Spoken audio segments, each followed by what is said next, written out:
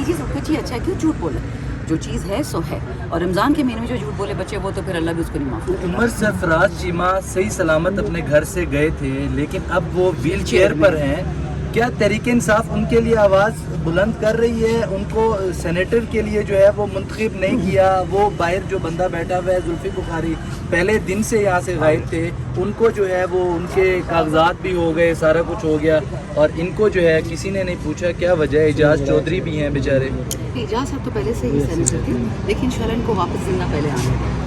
ان کو M N اے بننے میں، سینیٹر بننے میں، S A P M, S A C M, ان کو جو پوزیشن چاہیے گورنر بننے میں کوئی دقت نہیں ہوگی، پرووائڈیڈ زندہ صحت کے ساتھ ہیں، کیسز سے بری ہوں، سب جیلز میں ہمیں ان کو نہیں چاہیے۔ اور تیسرا انشاءاللہ یہ جو فارم 47 والی جھوٹے ریورس ہوں گے اور اصلی فارم 45 والے لوگ آئیں گے، آپ دیکھ لیں گے سب کچھ سارٹ آؤٹ ہو جائے گا۔ یہ سب کو چھوڑ دیا گیا ہے، ان کے ساتھ کیا ایسی دشمنی ہے کہ وہ بیچارے ابھی تک اندر ہیں؟ نہیں، عمر تو جی ہمارا ایک بہادر شیر ہے، عمر ہمارا بھائی بھی ہے، ہمارا دوست بھی ہے۔ میں نے بہت پہلے عمر سے دفعہ پوچھا تھا، پتہ نہیں کیوں شکی تھی میں، 2018 کے اکتوبر نومبر کی بات، مجھے نہیں یاد، گرمی کی سردی تھی، تو ایسے عمر اللہ نہ کرے اگر خدا نہ خواستہ کسی دن خان صاحب کے ساتھ کوئی دھوکہ ہو تو خان صاحب کے ساتھ کون کھڑا رہے گا؟ پتہ کیا کہتا ہے کہ میں ہوں گا اور یہ باقی بیوقوف پٹھان۔ میں نے کہا بیوقوف پٹھان کیوں بولا ہے؟ کہتا ہے کہ تم لوگ جذباتی ہو، کہتا ہے یہ شہریار کھڑا ہوگا، یہ علی محمد کھڑا ہوگا، تم دیکھ لینا یہ سب کیسے۔ میں نے کہا یہ کیا کہہ رہا ہے؟ اس کی بات 100% صوفیوں والی نکلی۔ تو عمر کی بیوی میری اچھی دوست بھی ہے، اس نے بھی بہت قربانی دی ہے، لیکن ایک بات بتاؤں آپ کو، ہم جو جہاں کھڑے ہیں نا، بغیر امتحان کے یہاں کوئی نہیں آ سکتا۔ مجھے نہیں پتہ کہ اللہ نے پاکستان کی قسمت میں کیا لکھا ہے، بٹ یہ ملک 27 رمضان کو بنا تھا۔ بے شک اس میں کرسچنز ہیں، ہندو ہیں، سکھ ہیں، سب ہمارے بھائی بہن ہیں، لیکن آئی تھنک کہ اس ملک کو اگر آپ نے حقیقی آزادی دینی ہے، بیرونی آقاؤں سے فارغ کرنا ہے، قربانی کے بغیر بھائی یہ نہیں ہوگا۔ آخری سوال میری طرف سے، کیا عید کے بعد تحریک انصاف مزاحمتی سیاست کی تیاری کر رہی ہے، مزاحمت شروع کرنے جا رہی ہے؟ ابھی ہم نے کون سی مفاہمت کی ہے جو بعد میں مزاحمت کریں گے؟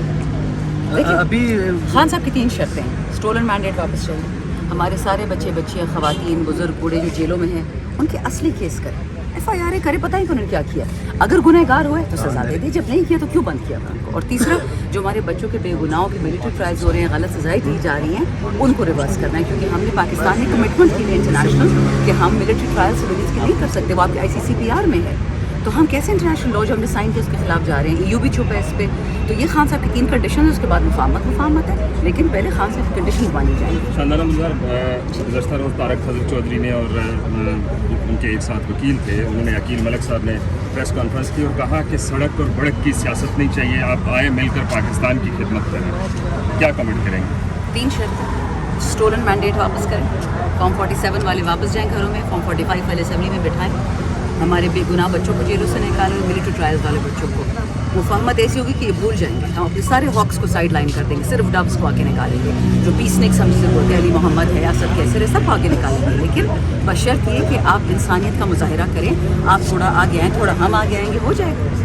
عدالتوں کے دباؤ کے اوپر جب پریس کانفرنس تھی اور انہوں نے کہا کہ اس طرح عدالتوں کے اوپر دباؤ نہیں ہونا چاہیے، ججز کا جو آئینی حق ہے وہ اپنا بینچ اپنی مرضی سے بنا سکتا ہے سپریم کورٹ، تو یہ پی ٹی آئی کیوں کر رہی ہے؟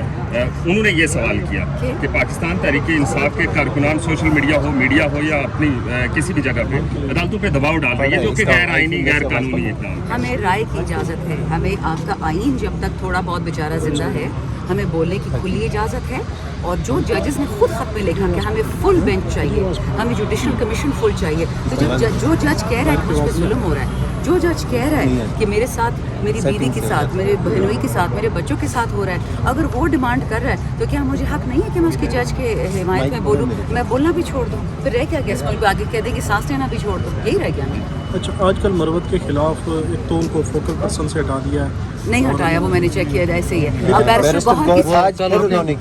بیرسٹر گوہر کی ویڈیو دیکھ لیں۔ جی، یہ آپ کے میڈیا سیل، پاکستان تحریک انصاف کے میڈیا سیل کی جانب سے بھی جاری ہوا ہے جی اسٹیٹمنٹ، اور اس کے ساتھ ان کے خلاف مختلف سوشل میڈیا پر پارٹی کے اندر سے لوگ ان کے خلاف کمپین چلا رہے ہیں، بات کر رہے ہیں، مختلف ان پر الزامات لگا رہے ہیں۔ چلیے let me put it this وے، ہم میں سے کچھ لوگ ہیں جو خانسٹ ہیں، خان کے سپاہی ہیں، کچھ لوگ پی ٹی آئی سیاسی پارٹی میں ہیں، شیر افضل صاحب خان کا سپاہی ہے، بس سمپل۔ میڈم السلام علیکم۔